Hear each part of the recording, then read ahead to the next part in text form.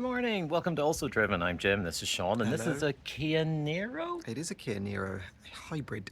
And why do I have a Kia Niro hybrid? Well, it's a hire car that you've got for various complicated insurance-related reasons that we shan't go into too much. But we will in another video because the Tipo is quite the story. The Tipo's got quite the story. Anyway, we have a Kia, or Jim has a Kia. And I have a very tired Sean. Yes, so this is a 2024 Kia Niro trim level 2, which is the base model, Klaxon base model, and it's a hybrid.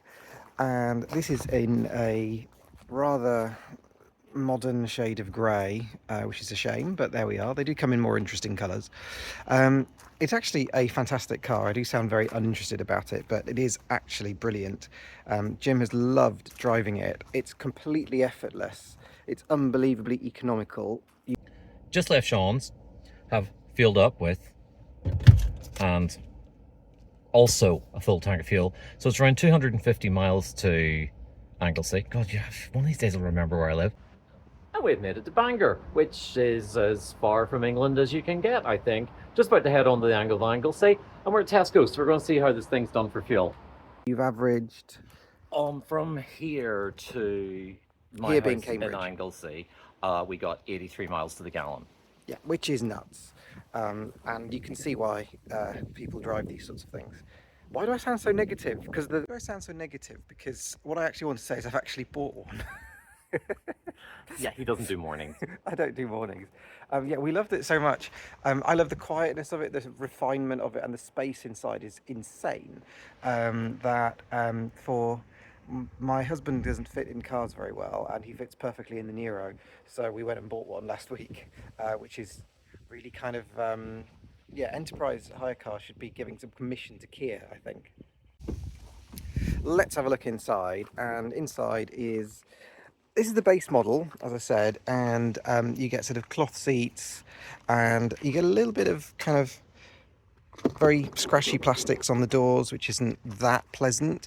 But to be honest, as a cabin, it is a really nice place to be. You've got this really cool screen that kind of goes from the driver's side display to the middle, a bit like a Mercedes A-Class, but I think much nicer looking than a Mercedes A-Class.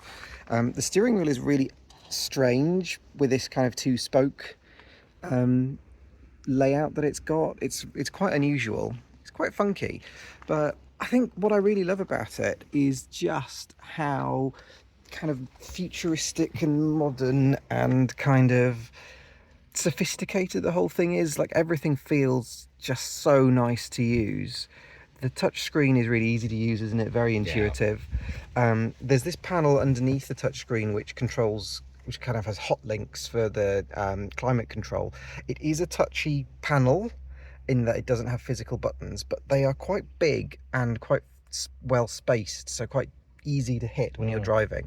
And then they also has this little funky button here that if you press, swaps it over to a display for the media, so that then becomes a volume control instead of heat. I think it might take a little bit of getting used to when I will be having mine, but as these systems go... Just to chip in, one thing that would be really handy was if they'd fit little ridges there, it would make swapping between that a lot easier. I mean, that's only a tiny little thing because those lines never move, but that would be something when you're driving, if you could feel a little ridge there, because you do regularly swap between the two, I think. Yeah, I'm sure that's right. Anyway, sorry to interrupt. Back to you, dear. No, you're fine. Please interrupt. Anything else you'd like to add about the Kia? Funky cup holders. So down here we have some random place where you put the key. I imagine on more expensive cars, this is where the wireless charging would be. Correct. But when you put that down there, obviously it'll fall and slide about. But you press a little button and that goes around and holds it, and then you put that in there, and then you press the little around and hold it, and it's like, that's really cool. I'm very easily pleased, aren't I? You are. It's quite cute, really. Also, there are USB sockets in the backs of both of the seats. Yeah. And they have the coolest headrest this side of a Saab 99. They really do, don't they? They look like ET in the same way as the Saab 99 headrests look like ET. Yeah. Okay, that's me on the interior done. So one of the things I wanted to show you is the amount of space available in the Niro. The passenger seat here is all the way back, and there is just acres of space here for the passenger. Look, I can't even touch the bulkhead. Okay, I know I'm short, but still, it's massive. But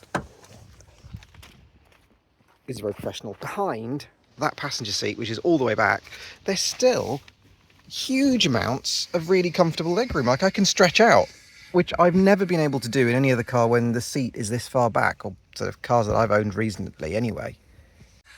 One of the nice little styling trends I like about it is it actually has these kind of like ducts at the back.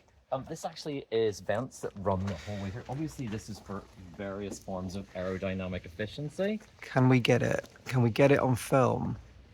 There we go. Just about got it there. Go and wave. Wave the other side. Hello. There we go. The camera. Yeah, it's very interesting stylistically. Very kind of funky, very, for a Korean car, they never really were particularly, they never set the world on fire with their styling. There's a lot of stuff on this that's quite nice. One of the things, though, is a little bit odd is that I think that they made this spoiler from recycled Kinder eggs. It sort of does bang, and especially when you close the hood. It does. It does yeah. do that quite a bit. Show the parcel shelf. Oh yeah, the parcel shelf. It's not a parcel shelf. Which is some sort of thing. I don't know what this is. It's just a bit of fabric with some kind of elasticated, with some kind of, what would you call that? Like metal rods that are kind of bendable around the edges of it. It's a pop-up tent that's went wrong. Yes, it's exactly it. Popped up. Apparently, you can kind of squish it up and it goes in a little bag if you want to. Right, but okay. also, not that you would need to worry because there's loads of space to put it under the huge boot. amounts of space under the boot. One you've ordered's got a movable floor, hasn't it? Yeah, it does. So this one, that's fixed. Yeah, so the one I've ordered has a movable floor, so it can go down a little bit and make the boot deeper. But it's great.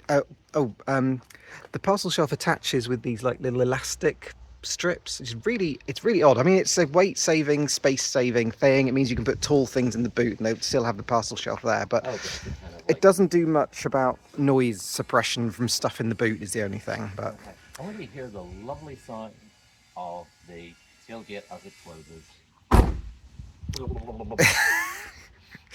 Quality. Big yellow handle things that they have. You want to help? No, I'm just going to film you until you find it. Oh, find it. Oh, well done. Well, it's on poppy uppy things. It's on poppy uppy things. It's a very So we have an engine-y thing, and we have electric-y things. Oh yes, because obviously this is a full hybrid. It is, and so as a full hybrid, so it's a 1.6 petrol engine with a, I don't know what that is, 1.8, something like that. Can't remember. Kilowatt hour battery. I'll take your word for it. Can't remember. 1 point something. Yeah. Anyway, well, that's not the battery, that's the motor, I think. But anyway, it balances the electric and the petrol really well, doesn't it? You've enjoyed it. It feels around town really very smooth and refined and silent on electric power. Yeah, we did it from here to the Tesco's, which is about a mile on complete electric power, which I thought was pretty impressive. Yeah, it's pretty good. Yeah, it's pretty good. Oh, it sounds better than the tailgate does when it closes. Well, what's it like to drive? Well, currently very slowly.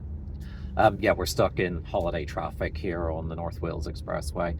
But the car, and I know everyone on the motoring podcast is going to turn around and go, the cars don't drive themselves, but it is pretty much driving itself. Literally you just have to put your hand there and it's locked onto the car in front. It's got the radar cruise on and it just stops in traffic. Anyway, the technology in this is unbelievable. And this is the base model. The current Mr. McGill was finding it really strange that it didn't have things like electric seats, because it's got everything that you could want on a modern car. I mean, it's got climate control, it's got this auto cruise, it's got a touchscreen, it's got, sat nav, it's got everything you could ever think of in a car, but it's actually the base model. The one that Sion's went for is actually the next model up, and he gets like a power seat and heated steering wheel, and that's only the one up from basic. Anyway, other than that, it's pretty much like every other modern car. Electric power steering, not a huge amount of feedback through it. kind of isolates you from the road. But again, that's, you know, that's the world of modern vehicles. Oh, joining the A55 here, so bear with me a second as I take over control. It's a bit like an Airbus where, you know, you sort of go, you have control, I have control, and we're changing lanes. And there we go. And foot off the accelerator. And, oh, sorry, this does help if you tell it to want to go slightly faster than 20 miles an hour. Whoops. Anyway, what else can we say about the darn thing? Well, Sean liked it so much he bought one. On the other hand, though, his is on lease, so he only has to worry about it for 3 years. I would say that, unlike Dez, who's now approaching his 20th birthday, and everything still works, I would say it's highly unlikely everything on this is going to work in 2044. Between the touchscreen stuff, between the car's connection to other technology like the CarPlay, none of that is going to work. I would be really surprised if a lot of like the cameras and things are still working that allow it to do the auto drive. And it's going to be like binging and bonging as you drive along, telling you all this stuff has failed, and it'll fail its MOT because it has warning lights. And I always think about the time my brother had a Hyundai, which obviously Kia and Hyundai are very much a similar company. And he had one of these touchscreen things in the middle of the car, which controlled lots of the car's functions. It had a backup camera. The water seal around the backup camera wasn't very good. Water got in and it blew the head unit. And it was a £1,700 repair because the warranty didn't cover it because it was water ingression. And, you know, when this thing is, 14 years old, who is going to spend that sort of money on, like, cameras and touch screens and sensors and modules? Realistically, this is a lifespan of about 10 to 12 years, and that's it, which is a lot considering these things are 30, 40 grand. My mortgage used to be that. So anyway, that's my random thoughts and twiddles about the Hyundai.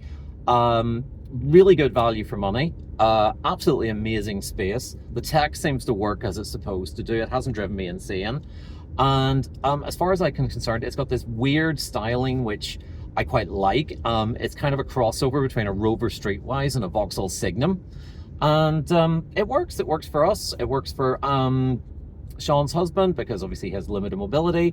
And it means that anybody who's sitting behind him no longer has to have their legs cut off to fit in.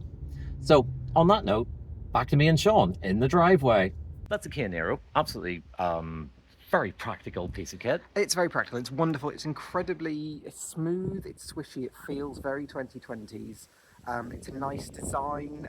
I don't think I said earlier, but at 70 miles an hour, it's unbelievably what's the word? Not efficient. Refined. Refined, that's right, it's early. Yeah, it's very refined. Very refined. And a really comfortable place to be. And as Jim attests, an incredibly easy cruiser. Mm-hmm. Like you just sit on the cruise control, which I think he's shown you, for hours and hours and hours, and it drives itself. Yeah, you just have to sit with your hand on the steering wheel and watch the world go by. Yeah. So this is the first time we have ever liked a car so much that you've went and bought one. Yes. So maybe other car manufacturers might like to lend us a car, and I might buy one of theirs. Yeah. So you don't get it till November. So it's going to be a while before it's on the channel. That's true. Yeah. Yes, because you were fussy and didn't want one in grey, white, another shade of grey, or black. Correct. I ordered a red one. Yes. Anyway, they had a nice blue, but they discontinued. Oh. Anyway, thank you for watching. Oh, mine's posher than this. It had to be, didn't it?